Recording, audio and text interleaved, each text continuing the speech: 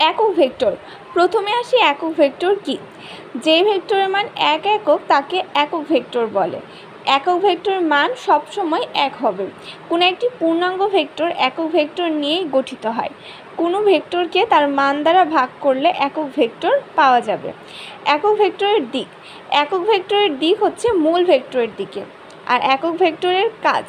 একক ভেক্টরের কাজ হচ্ছে মানের পরে বসবে এবং দিক দেখিয়ে দিবে। উপরে ভেক্টর সাইন দ্বারা বোঝায় মান ও দিক, আর এ কেপ দ্বারা একক ভেক্টরকে বোঝায়। আর এ কেপ একটা একক ভেক্টর যা ডিরেকশন বোঝাচ্ছে। যদি বলি 10 নিউটন, তার মানে হচ্ছে 10টা একক ভেক্টর আছে, এর মানে হচ্ছে 10টা একক ভেক্টর আছে। আর যদি বলি 100 নিউটন, তার মানে এর মধ্যে 100টা একক ভেক্টর আছে। একটা নোট, সেটা হচ্ছে একক ভেক্টরের যদি 1 ছাড়া অন্য কোনো মান থাকতো তাহলে সে মূল মানকে পরিবর্তন করে ফেলতো, তাই একক ভেক্টরের মান 1।